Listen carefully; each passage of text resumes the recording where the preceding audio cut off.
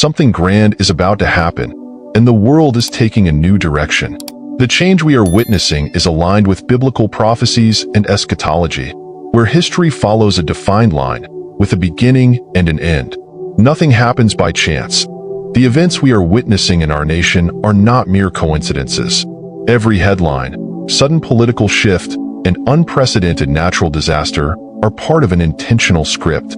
History is being written with purpose, following God's prophetic timeline. The world seems different now. There is a palpable tension in the air, a current of discomfort. It feels like we are on the brink of something monumental, a turning point in human history. The changes we witness daily, such as geopolitical tension, moral decay, and technological advancements, suggest a broader narrative at play. This narrative is not a product of human imagination, but a divine script laid out in biblical prophecies. The prophetic words spoken thousands of years ago are now manifesting before our eyes. The Bible speaks of wars and rumors of wars, nations rising against nations, kingdoms against kingdoms, famines, pestilences, and earthquakes in various places. We live in an era where ancient prophecies are no longer distant warnings, but present realities. Furthermore, the Bible describes the economic condition of the world during the end times. Revelation 13, verses 16 to 17, speaks of a global economic system where no one can buy or sell without a mark. This prophecy strangely aligns with the rise of digital currencies, the push for a cashless society, and the growing control of global financial transactions. These developments are not random innovations, but steps toward the fulfillment of biblical prophecy. However, today, we will not focus on Revelation 13 or the mark of the beast. Today, we will focus on chapter 6 of Revelation. Inflation is a term you should be familiar with, especially with its frequent mention in recent times. Defined as the rate at which the general level of prices for goods and services rises, inflation erodes purchasing power, causing each monetary unit to buy less over time. Although the specific word inflation does not appear in the Bible, the concept and its effects are discussed in its pages. Before discussing inflation in the Bible, it is important to understand the current economic state of our nation and the world in 2024. The United States national debt has surpassed $34 trillion. Can you grasp how much money that represents? It's such a vast number that it's hard to comprehend. To put it in perspective, if you started spending $1 million a day since the birth of Jesus 2,000 years ago, you still wouldn't have spent $1 trillion. That's the magnitude of just 1 trillion. Now, consider this. It would take approximately 93.7 years to spend 34 trillion at a rate of 1 million per day. Let's break it down even further.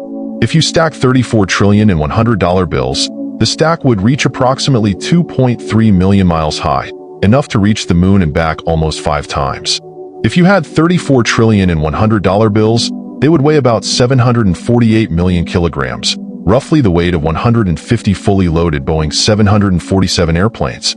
Imagine if you gave each person in the United States, about 330 million people, an equal share of 34 trillion. Each person would receive over 100,000. If you wanted to count to 34 trillion by counting one number per second without stopping, it would take over 1 million years to reach that amount. These examples help illustrate the magnitude of 34 trillion and the enormous scale of our national debt.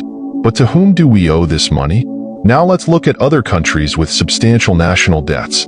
Japan, the second most indebted country, has a national debt exceeding $13 trillion. While this number is lower than that of the United States, it is significant given Japan's smaller economy. Italy ranks third in terms of national debt, with a debt exceeding $3 trillion. Canada, with a national debt of over $1.4 trillion. Russia has a national debt exceeding $285 billion, while the United Kingdom has a national debt of approximately $3 trillion. It's intriguing to wonder to whom these nations owe this money. What many people don't realize is that the Bible has much to say about inflation. Throughout biblical history, periods of economic hardship and drastic price increases are portrayed, often exacerbated by war and greed. A striking example can be seen during the reign of Jehoram, king of Israel, when the Arameans attacked Israel, resulting in a severe siege of Samaria. In 2 Kings 6 verses 24 to 25, we read about the extreme inflation that arose from this siege.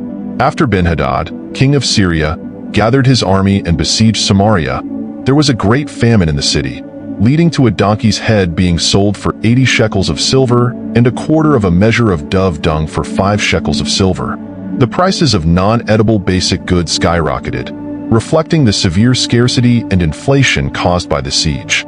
Another example is found in Lamentations, describing the terrible conditions during the Babylonian siege of Jerusalem. Lamentations 4 verses 9 to 10 depicts the extreme shortage that led to desperate measures, indicating severe inflation and economic collapse. The horror of these events underscores the devastating impact of siege-induced inflation. The Bible reveals that inflation has existed for a long time, often exacerbated by war, disruption of supply chains, and greed. The disruption of normal economic activities, whether by war or other means, leads to scarcity and drastically increases prices.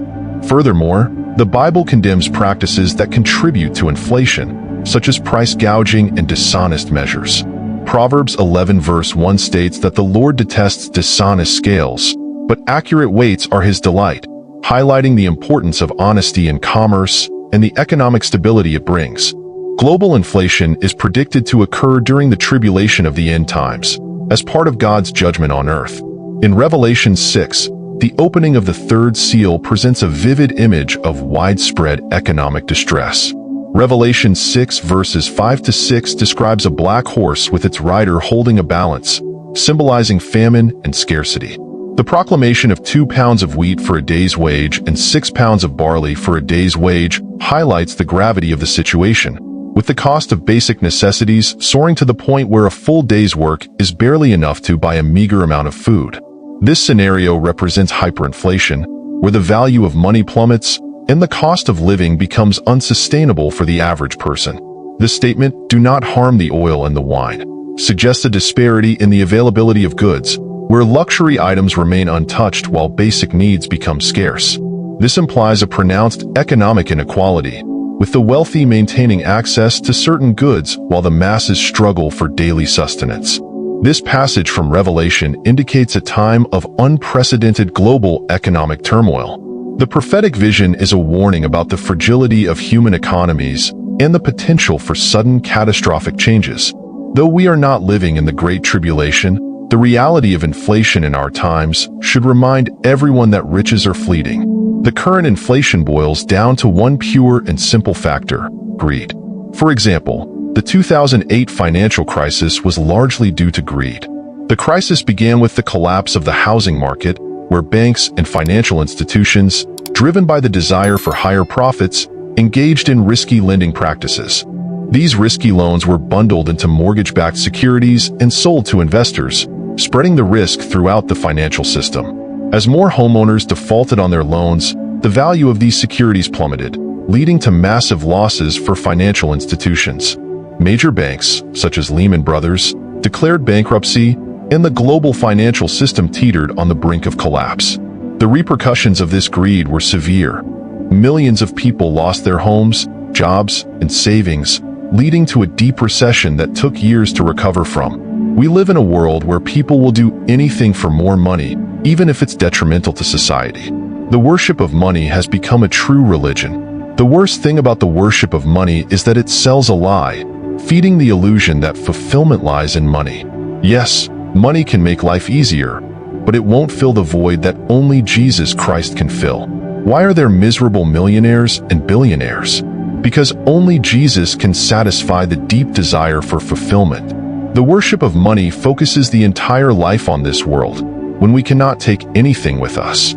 The Bible warns us about the deceitfulness of riches and the danger of placing our trust in them. In Matthew 6 verses 19 to 21, Jesus tells us not to store up treasures on earth, where moths and vermin destroy, and where thieves break in and steal, but to store up treasures in heaven. For where your treasure is, there your heart will be also.